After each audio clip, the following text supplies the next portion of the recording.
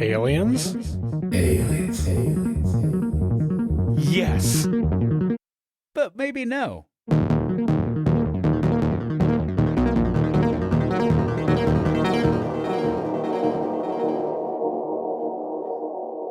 Well, welcome back to the show. Aliens, Yes. but maybe no. I'm Travis. And I'm Josh. This is an otherworldly podcast as ambiguous as our title. So, Josh. I missed you. Not you, Travis. I was talking to Yeah, okay. the listeners, the audience. Aww. Yeah. Well, I missed you. I missed you every second that you were gone, Josh. Thank you. Mm-hmm.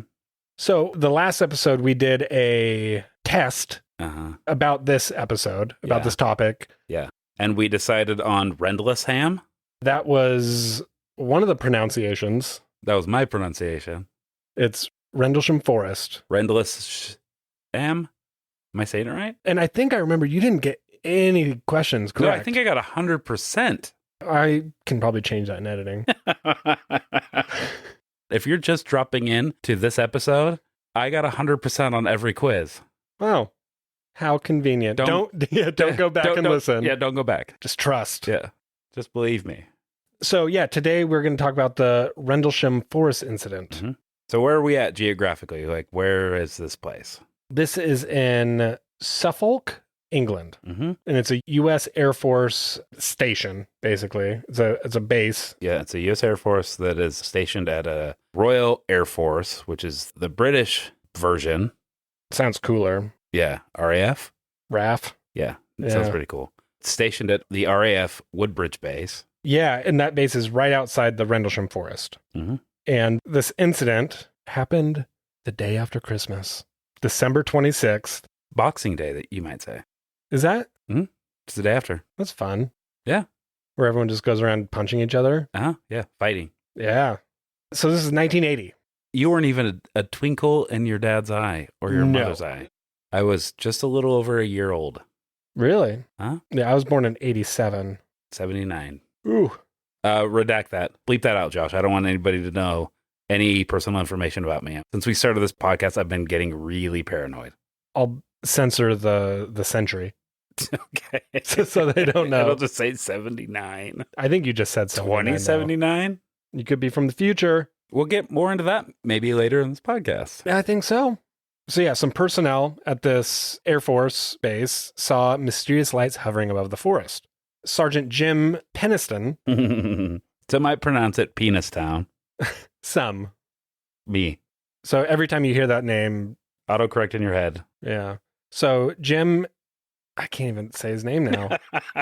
Jim Peniston. I've ruined it forever. And Airman John Burroughs, they went out into the woods to investigate what was going on. The men encountered a triangular metallic craft with pulsating white light about 6 to 9 feet wide and resting on the forest floor. Mm-hmm. So they just walk in the forest and there's this ship. Yeah. That's kind of a small ship. 6 to 9 feet? Yeah, it's like the size of a really tall car. This is 6 to 9 feet wide. That's still like my car is probably 9 feet. And you drive a Fiat. Yeah, a little tiny. Hmm? I'm giving away a lot of personal information. I drive a Fiat. You guys have never heard of it. So, I mean, it's the size of a sedan. Sure. Basically. Yeah. So, seeing that there were symbols that looked like hieroglyphs on the craft, Peniston touched them and was blinded by light. When his vision returned, the craft lifted into the air and he quickly wrote down as much as he could remember in his notebook.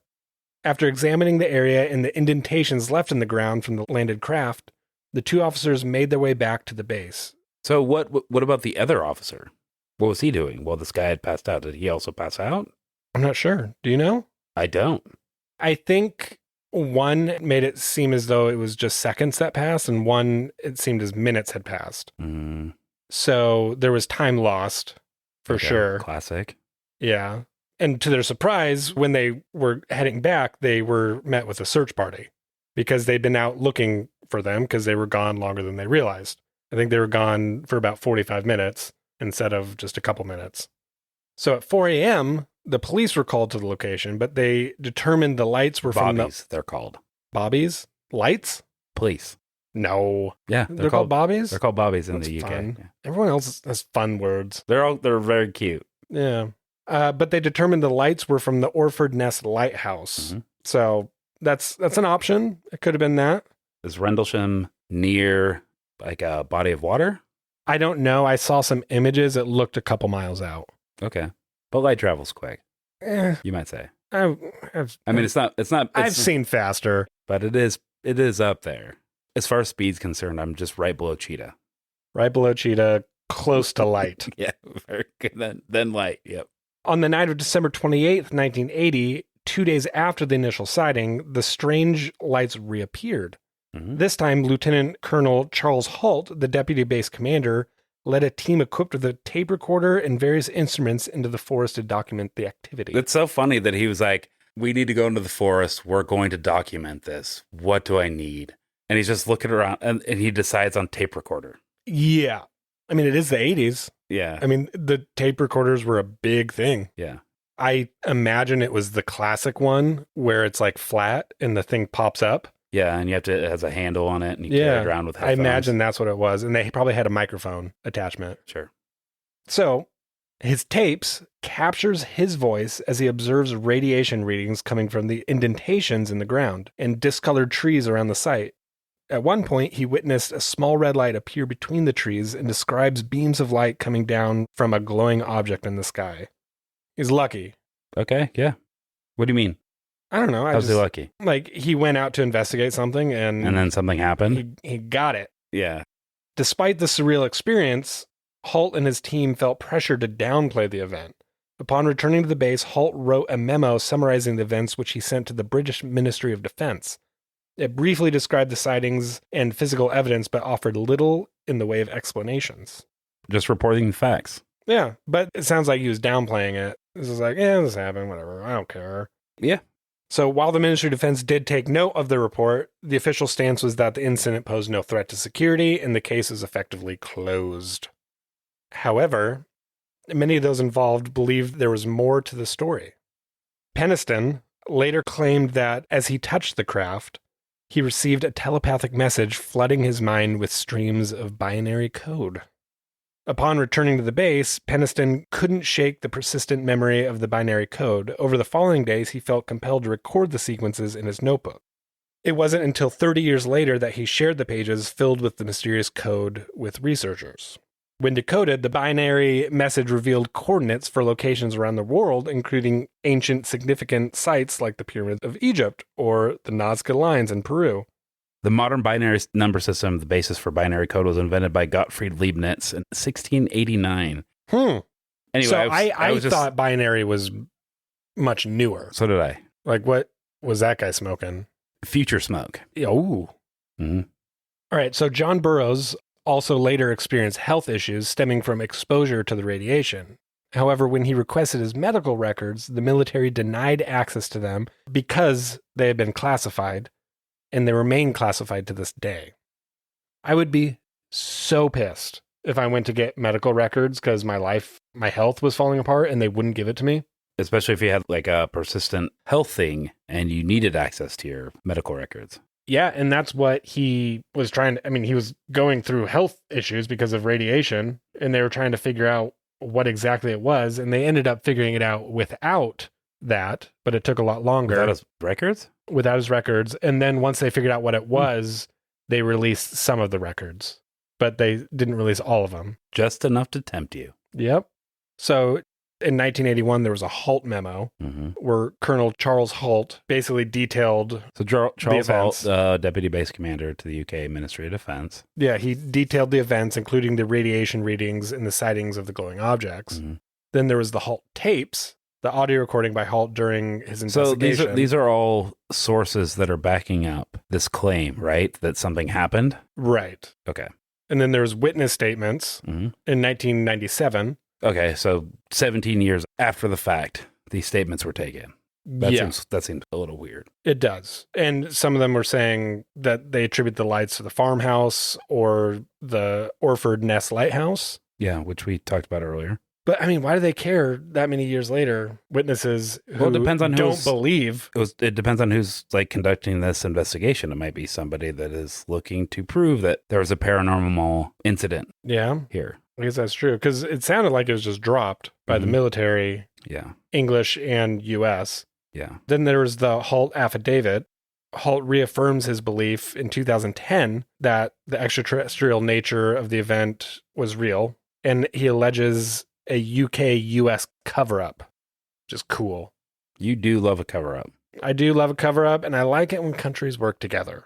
Yeah. Big fan of cooperation. Yeah. In 2005, there was a local police log. The police were called to the scene, and they also attributed lights to the lighthouse. And the ground impressions that were left by the spaceship, they contributed that to animals. What took so long for them to get access to this police log? This is now 25 years after this had happened. I have no idea. It's weird. Yeah. It's really weird. In 2001, the Ministry of Defense file a largely internal correspondence and public responses indicating a lack of in-depth investigation. Okay. So this Ministry of Defense file might explain why in 2005, 2010, we saw a resurgence in this incident. Because they opened it up again saying, like, why wasn't this investigated more? There's not enough information. We need more. So they went back and looked. Yeah, that makes sense. So the Daniel Davis analysis, IT consultants analyzed Sergeant Peniston's binary code, revealing possible geographic coordinates and intriguing patterns. Yeah, because he said that it was hieroglyphics or whatever, which is... I mean, that makes you think of like ancient aliens, and for sure the people who used hieroglyphs learned it from the aliens. Like it's actually an alien language, which I don't know. I'm a little skeptical about this story just because the sergeant and the colonel, their stories have changed multiple times and drastically throughout the years. But we're seeing that a lot with a lot of these firsthand experiences. Like years later, they've changed their story so far. I mean, through the course of like the little bit of research we've done for this podcast, the little time we've been recording, that has been anecdotally the case. What are some of the others? Well, most notably, Travis Walton, his brother-in-law, had redacted his testimony of Travis getting abducted. And then years later, when Travis was going to adapt his story again. Oh, he came out saying that it was... He came out saying that it was false, and then they settled it outside of whatever, like, it wasn't a court case necessarily that I remember, but he's like, okay, yeah, fine. I will redact my redaction of saying that this had happened. I will delete my Facebook post. Yeah, I'll delete my Facebook post, exactly. Nothing's ever really deleted, is it? No, not anymore. So here are some arguments for people who believe. Okay. There was multiple eyewitnesses. So several U.S. Air Force personnel, including Lieutenant Colonel Charles Halt, Sergeant Jim Peniston, and Airman John Burroughs, reported witnessing the event. The consistency in their description of strange lights and craft and physical evidence adds a credibility to their accounts. And they're also high-ranking officers. Sure. Also, Halt's audio recording made during the second night of sightings captures his observations and reactions in real time, adding to the authenticity of their claims. Okay. So that's good evidence. Audio recordings, though, it's kind of hard. I don't know. I have a hard time believing just an audio recording. I want to see it with my own yeah, you could say, like, in an audio recording, be like, what's that? Oh my gosh, it's this alien spaceship. Yeah, you could just be narrating something that you're maybe not even seeing. Yeah, and they're just hanging around smoking cigars. Yeah. They could just be doing an audio drama. Exactly. I want to know what these guys' childhood looked like. What if they were just, they all wanted to be actors? Podcasters. They wanted to be podcasters. Which this was sense. the first podcast. This could have been, well, the first podcast was probably like any of the radio dramas that we heard. Those were essentially podcasts. Yeah. So there's also physical evidence. Believers often point to the physical traces left at the site, such as the triangular indentations in the ground where the craft allegedly landed. Yeah, that's deer with their triangle hooves. And then scorch marks on the nearby trees and readings of elevated radiation levels. The video we watched, it wasn't scorch marks that were documented. They said it looked like something had rubbed against like a twisting. Yeah, I'm just saying, this is just what evidence that people believe. I'm not, I mean, the radiation levels that are there were normal background radiation. It wasn't anything out of the ordinary. And then some accounts were like they were loggers or people that were marking trees to be cut. Right. Another physical evidence that believers point out is the photographs and plaster casts of the indentations. And they were actually taken by the Air Force personnel, providing visual documentation on the site. But, like you said, if it's just deer. Yeah, I mean, deer with their triangle hooves, yeah. Why are you looking at me? I don't know, because I keep saying triangle hooves, thinking that joke is going to land, and you're like, yep, they do have triangle hooves. You move right on. Not like a triangle like they're describing. It's not like an actual triangle. It has like, you know what? I'm spending too much time on deer hooves. You got me, Josh. I know. I tried to get you, and you got me back. Yeah, I know a hoof. There's also telepathic binary code that happened. While it's highly controversial, some believers see its complexity and reference as evidence of contact with intelligence beyond our understanding. So what did this binary code reveal? They said that to a mathematician who was able to decipher it, right? Or that allegedly? Yeah, there was like a small little, not poem, but basically it's like, we're doing planetary observations, something about eyes. Eyes of our eyes. Eyes of our eyes, moon of my moon. No, that was Game of Thrones. But it also included coordinates for locations around the world, like pyramids of Egypt, a place in Peru, one of the temples in Greece. Oh, yeah. So my first thought when I heard that he had binary code, I believed what I heard, that he wrote this down right after the event. No, he didn't write it down right after the event. We talked about that. It was days later. But still in the 80s, my first thought was like, okay, there's no internet. There's probably no way he knew binary. How else would he get these coordinates if he didn't have the internet and then put it into binary? I mean, it's all pretty crazy, but it not being revealed until 2010 is a little more sus. Yeah, total sus. Sussery at its finest. Also that it's in English, so the code translates into English, as well as it is a newer form of binary. Instead of being 7-bit, it was an 8-bit binary. Yep. So all these make it a little more hard to believe, but I was really excited when I first heard it. Well, you know, all aliens have an English class in their high school they have to take. It's required for them to graduate. I would imagine that they have some form of education. When they say English is the universal language, they mean the universe, the language of the universe. Oh, see, this is why you're here. Yeah. You point out the obvious. If you point out the obvious, you're always right. There was also government involvement and secrecy. So classic government. Yeah, this is where I get excited. Okay. The incident was documented in a memo sent to the British Ministry of Defense, suggesting that authorities took the reports seriously, at least initially. The memo is often cited as evidence that the government had knowledge and a little bit of interest in the event. Yeah. Some believers argue that the government's dismissal of the event is indicative of a cover-up, pointing to alleged efforts to suppress the incident's true nature, which I think we've seen multiple times before. Yeah, like it's that classic, there's nothing to see here, folks, keep moving. Like when you see an accident happening or a bunch of police officers gathered together, and then you have all the looky-loose, the police will say, like, move on. Nothing to see here. Yep. That's right. So those are some of the few arguments for the believers. There's also a lot of arguments for the skeptics. So one of the things... Oh boy, here, this is my jam. So there's possible misinterpretations of natural phenomena. Some of the things that happen may have not truly been what happened. One of the things that they talked about was the lighthouse, which we talked was a couple miles away. The light that these people saw was happening in 5-second intervals, and the lighthouse was set at a 5-second interval. So the light would shine every 5 seconds. So that kind of seems like it debunks it right there. Like, I saw light every 5 seconds. Like, oh, well, that lighthouse shines a light every 5 seconds. Every 5 seconds, yeah. Like, oh, okay.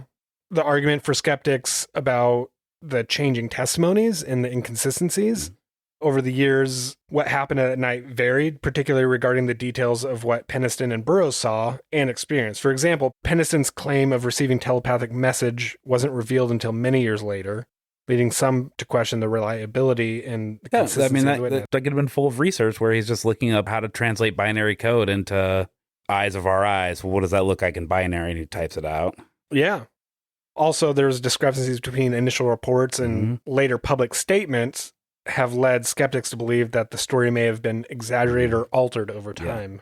Yeah. So, I mean, hearing these kind of stories, again, and I've said this on previous episodes, I'm convinced that something happened, but our brain is so wired to like make sense of things that we see that don't make sense. And the easiest form, at least recently, is like to say like it's otherworldly phenomena or a ghost or attribute it to something. And that comes from like fear, probably initially, as you get scared when you see something you don't recognize or you can't understand. And in a group setting, that fear is amplified. In some cases, absolutely. Yeah. Oh, yeah.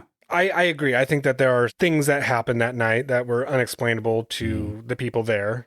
I don't know. There's definitely seems as though there is some kind of cover, especially since it was investigated and then brought back. And then I think cover up is a big word. I think that those that were in charge of these people, like Halt and Burroughs and the other servicemen, reported what they saw.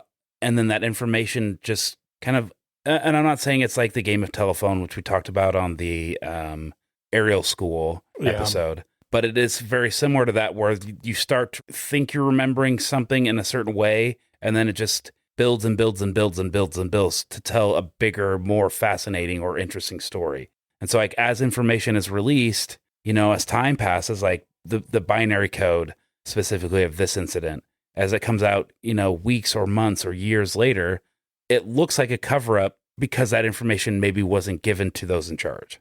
And they're releasing it or remembering or misremembering these events years ago.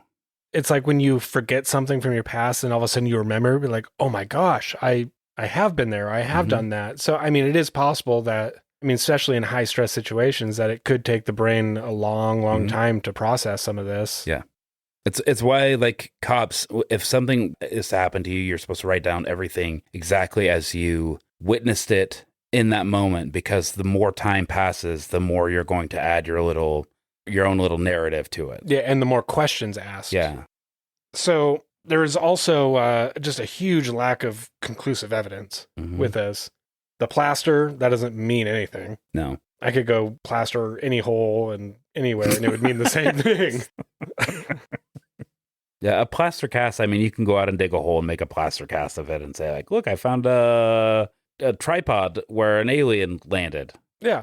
You know, you just say that. And they did. And they're like, oh, yeah, well, if only you had a plaster cast of that. And they're like, guess what? I do. I have one, guys. And I have an audio recording of me making the plaster cast. An audio recording describing what happened. Yeah. It's very good. You should listen to it. I think I'm going to call it a podcast. So some skeptics suggest that the incident could be partially explained by psychological factors such as the power of suggestion and group hysteria. Yep. The men involved may have been influencing each other and their perceptions, leading to shared belief that they saw something extraordinary. The documentary, the video that we watched, they mentioned that all the guys there heard screams at night with the lights and everything, and then that is just the sound of the local deer. Which is wild. It's, like, look up Rendlesham deer and tell me that is a normal noise that a deer makes. I mean, it is. We watched it happen, but it's weird seeing a human-sounding scream come out of a deer's mouth. Yeah. So there was also tension of the Cold War at the time in this era. The presence of nuclear weapons in the nearby base could have heightened anxiety for these guys, because these are all young guys, early 20s. Yeah, they're all keyed up. Yeah. And making the witnesses more likely to interpret unusual phenomenon as something sinister or unworldly. So that's a possibility. So what do you think? What is your conclusive I mean, we thoughts? saw in that little video that we saw on the Y-Files, I can't remember who the host of that is, but the guy with the fish. If you guys are looking to get some further information and looking into what we looked into, it's Y-Files. It's the Rendlesham UFO encounter and the alien message from the future. So that's one thing we didn't talk about, is that some of these guys were saying that this is from the future. Yeah. That these are not aliens from another planet, that these are future humans trying to give us messages. Sure. The Rendlesham Forest incident still remains an enigma. So there is plausible explanations that exists for many aspects of the event, but there's also a lot of inconsistencies and lack of evidence, as well as lack of investigation, that leave a lot of room for speculation and debate. The events continue to fascinate and fuel debate about the possibilities of extraterrestrials. Mm-hmm. But I think you and I are both on the same page that, something happened. I mean, it could possibly just be the perfect alignment of weird things. Like a heightened sense of anxiety, yeah, and fear. Mm-hmm. Yeah, it could have been that. And it was just perfectly laid out for that to happen. I'm not going to discount it. Even if it wasn't real, it seems as though some of these people had a real experience, and that I'm not going to discount that. Yeah. Because, it was a life-altering experience, and that is important to note. Mm-hmm. I would categorize this as a maybe. You know what, Josh? I would put it as a maybe also. Really? That is a little bit of my impression from that video we watched lingering into this. I am a sucker for like visual documentation of these incidents. I obviously will fall for it every time. That's because I'm a dumb baby. You're a baby. So yeah, I'll put it in the maybe file, baby. Maybe, baby. Mm-hmm. Yeah, I'm right there with you. I think maybe something happened, aliens, maybe. But I think that human nature kind of took over on the process over the years of this, and it made it messy. Yeah, as they do. Yep. So yeah, if you guys want to contact us, we'll have a link in the show notes to send fan mail. If you have any questions or feedback, we would love to hear that. Yeah. Let us know your deepest...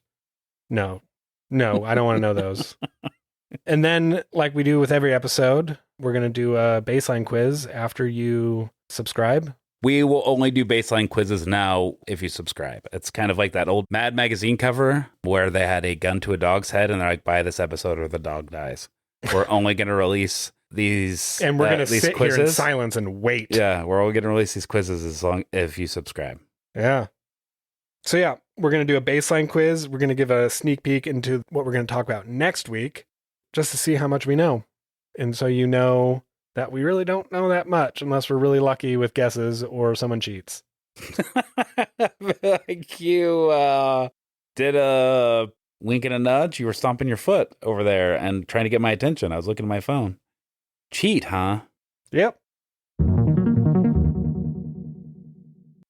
Josh has left the room. I just want you guys to know I will cheat at every opportunity without fail. If you give me information, I will use that just to further my own ends, but not in any way that really benefits me. I only want to use it for these small gains, like winning a quiz at the end of a podcast. I'm a crazy, power-hungry monster. Oh, Josh is back. All right. So it looks like our baseline quiz is about someone named Kenneth Arnold. Mm-hmm. I have not heard this name. Have you? No. So let's do this. This is what we're going to talk about next week. Kenneth Arnold. Kenneth Arnold. Okay. So what year did Kenneth Arnold report seeing unidentified flying objects? Got it. Is it A, 1952, B, 1947, Mm-hmm. C, 1962, or D, 1977? So what do you think? I mean, this picture's kind of helping. It's a black and white picture. It does help a ton. It looks like a 50s version of what the future would look like. So I'm going to say 52. Okay, yeah, I was going to say we could probably rule out 62 and 77 just based on that picture. So you're going to say 52. I'm going to say 52 also. Okay. So the next question, where did Arnold claim to have seen the unidentified flying objects? Back. Near Mount Rainier, Washington, near Roswell, New Mexico, near Twin Falls, Idaho, hey! Or near Sebeka, Minnesota. I'm going to say Twin Falls, Idaho. I'm going to say Mount Rainier. Okay. I'm only saying Twin Falls because, we're based in Idaho. Hometown heroes. Where the TV was invented. Yeah, by Philo T. Farnsworth. Is that true? Huh? Wow, that's cool. That's neat knowledge. All right, so the next question. What was the estimated speed of the objects Arnold claimed to have seen? 440 miles per hour. Holy shit, what? 700 miles per hour, 1,200 miles per hour or 2,000 miles per hour? How was he able to determine their speed? I'm going to say it's probably 700. That would be my guess. Yeah, I don't know how he was able to determine the speed. I mean, that's a pretty complicated... I mean, maybe he was able to do math. Like, you went from there to there, you're 2 miles away. You can figure that out, but that's... I can't. Well, I mean, the ability to do Someone that... can. Yeah. It's Possibly harder, Kenneth it's Arnold. harder to do, though, if you're seeing something in the air without any, like, physical indicators. Yeah. It's difficult. It can be done. Yeah. So I'm going to say 1,200 miles per hour. Okay. It's probably like 2,000. It was probably, let's say it was Something like crazy. So fast, yeah. So next question. Mhm. What UFO shape did Arnold sketch in a report for the U.S. Air Force? Is it A, a crescent shape, B, a spherical shape, C, a horseshoe shape, or D, a pie pan shape? Ugh. I don't know about the horseshoe, but those are all pretty good shapes. Mm-hmm. And I know my shapes. I like a horseshoe shape. I didn't say I didn't like the horseshoe shape. Yeah. I just... And I like the alliteration of a pie pan shape. Little pee-pee shape? Yeah, little pee-pee. That's what we say at our house. Give me the pee-pee pan. Actually, What? I guess it's pee. That's redundant. It's the pie pan. Like the ATM machine? Yep. Yeah, okay. Man, this is a rough one. I'm going spherical. I was going to Fuck say it. that. I'm going to say pie pan. Good. All right. I'm going to say fuck it too. So next question.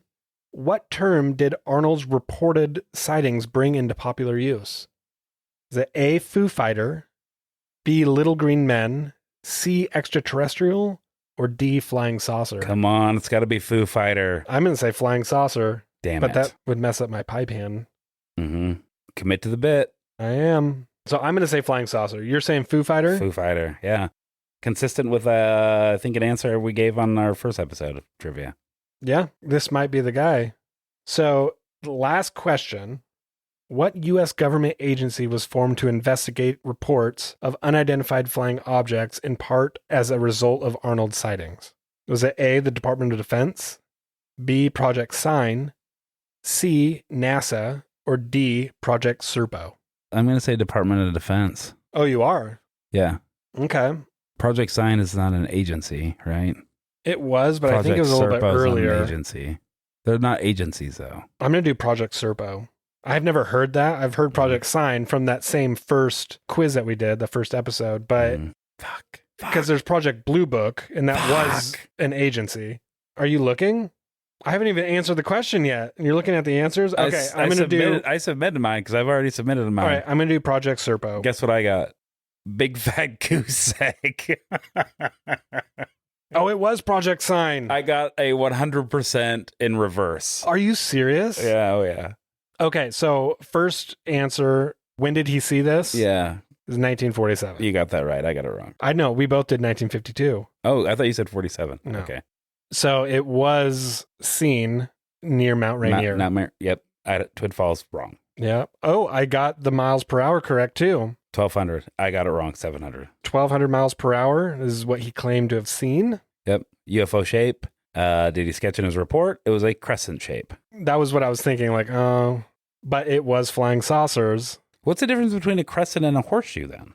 I think crescent is like that. Like they're not talking like a crescent moon. This is an audio form, so what did you just do with your hands? I flipped Travis off. Yep, that's not a crescent shape. Josh was being crass. No, it's just the normal image that you see of an alien ship, just like the crescent top, like a half dome. Not like a moon, like a No, crescent not like moon. a moon. Yeah. That's a crescent moon that looks like a half circle, which is what a horseshoe is. Right. Maybe it's a little wider. It doesn't look like the pod racers in Star Wars. Okay. I know what a crescent is, guys. Okay. I know what a horseshoe is. I'm not an idiot. And that's why I said pie pan, because I was thinking two pie pans together, but it looks like it's more saucer pans together, which is where they get the flying saucer, I would imagine. What term did Arnold's reported sighting bring into popular use? Flying saucer. Mm-hmm. Everyone knows that. What'd you say? Foo Fighter, dummy. I said to a mirror. Yeah. I got 1, 2, 3. We don't need to, we're not keeping score. We don't need to, who cares? Who cares how many you got? Seemed like you cared last time. When you got 100 right.